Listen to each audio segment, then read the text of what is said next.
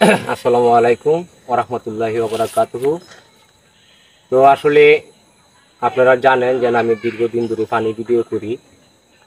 আর বিশেষ করে আগে যে চ্যানেলগুলি আছে এই চ্যানেলগুলির মধ্যে আমি মান্নার ভয়েস দিয়েছিলাম, আর রুবেলের ভয়েস দিয়েছিলাম এবং রিয়াজেরও ভয়েস দিয়েছিলাম।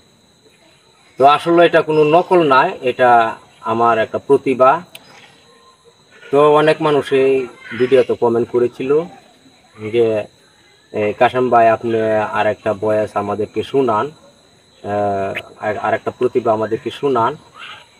তো এই পর্যন্ত আর কোনো সময় পাচ্ছি না আপনাদেরকে মানে এই বয়সটা দেওয়ার জন্য।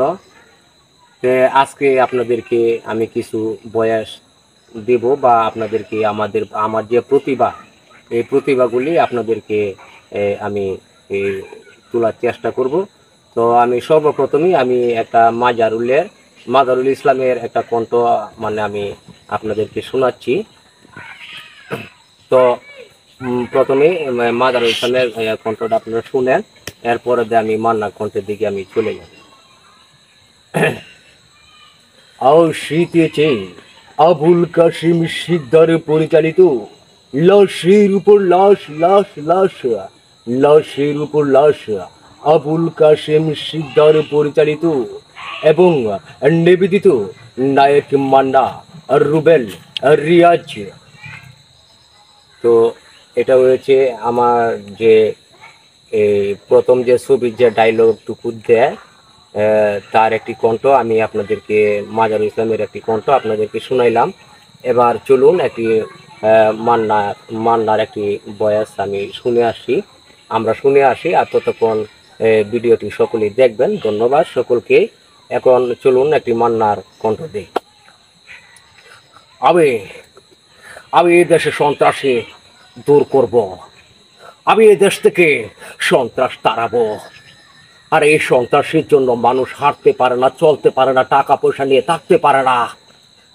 আমি আমি ওয়াদা দিয়েছি, আমি এই দেশের সন্ত্রাস দূর করে তারপর আমি চাকরি ছাড়বো। আর শহরের বাচ্চা, তোদের মতো রুখেদের জন্য অসহায় মানুষ কেঁদে কেঁদে রাস্তার মধ্যে প্রাণ হারায়। এই গরিব ছেলেটা কি করেছিল আর এই ছেলেটাকে তোরা মেরে ফেলেছিস। তো এটা হচ্ছে মান্নার আমাদের রুবেলের কণ্ঠ।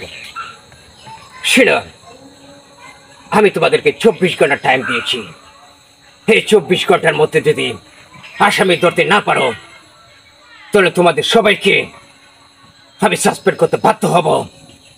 হারাবি, এটাই আমার পুলিশ হিসাবে দায়িত্ব। আমি তোমাদেরকে পালন করতে বলেছি। তোমরা কাউকে ভয় পাবে না, কারণ এ হাতে রয়েছে তোমাদের পিস্তল আর হাতে রয়েছে আইনের শক্তি। তোমরা কাউকে ভয় পাবে না। আইনের শক্তি সবচেয়ে বড় শক্তি, তা তোমরা প্রমাণ করে দেবে। এটাই হয়েছে রুবেলের কণ্ঠ। সন্ত্রাসী দূর করবে নায়ক রুবেল, কিন্তু ওদিকে সন্ত্রাস হয়েছে নায়ক রিয়াজ। আর রিয়াজ কি বলে চলুন আমরা শুনে আসি।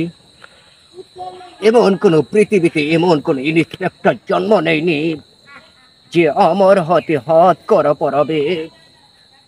যতদিন পর্যন্ত আমি মা বাবার হত্যার প্রতিশোধ না নিতে পেরেছি ততক্ষণ পর্যন্ত দুনিয়ার কোন ইন্সপেক্টর আমাকে ধরতে পারবে না।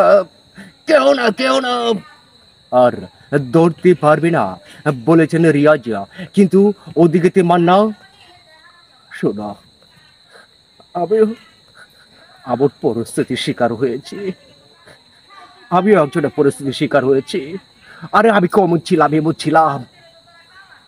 আমি লেখাপড়া করেছি কলেজে, মা বাবার সঙ্গে আমি খেলাধুলা করেছি। আরে আমি তো ভালো ছিলাম। আমাকে আমাকে সন্ত্রাস বানিয়েছে। আমি সন্ত্রাস হয়নি।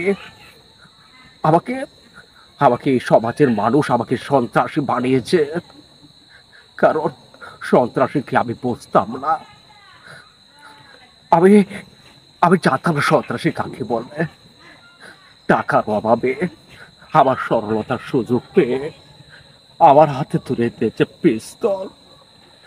সেদিন থেকে আমি হচ্ছি সন্ত্রাস। কারো চোখের সামনে যদি কারো মা বাবা অসুস্থতায় মারা যায় টাকার অভাবে, সে কি সহ্য করতে পারবে বলেন আপনারা? আমিও তাই, আমিও তাই, আমি সহ্য করতে পারি না। তাই আমার সরলতার সুযোগ পেয়ে আমার হাতে ধরে দিয়েছে পিস্তল। আর এই পিস্তল ধরিয়ে দিয়েছি নায়ক মান্নার হাতে। কিন্তু ওদিকে দিয়ে রুবেল যত বড় সন্ত্রাসী হোক না কেন, আমি তাকে আইনের আওতায় ফিরে আনবই। Good bye. তো আমার প্রতিভা কেমন হয়েছে তা আপনারা অবশ্যই আমার কমেন্টে জানিয়ে দিবেন। আমি এক, মান্নার সর্বপ্রথম মান্নার কণ্ঠ দিয়েছি। দুই, আমি রুবেলের কণ্ঠ দিয়েছি। তো আমার প্রতিভা আপনাদের কাছে কেমন লাগলো তা একটু কমেন্ট বক্সে জানিয়ে দিবেন। সকলেই ভালো থাকবেন, সুস্থ থাকবেন। আসসালামু আলাইকুম ওয়া রাহমাতুল্লাহি ওয়া বারাকাতুহু।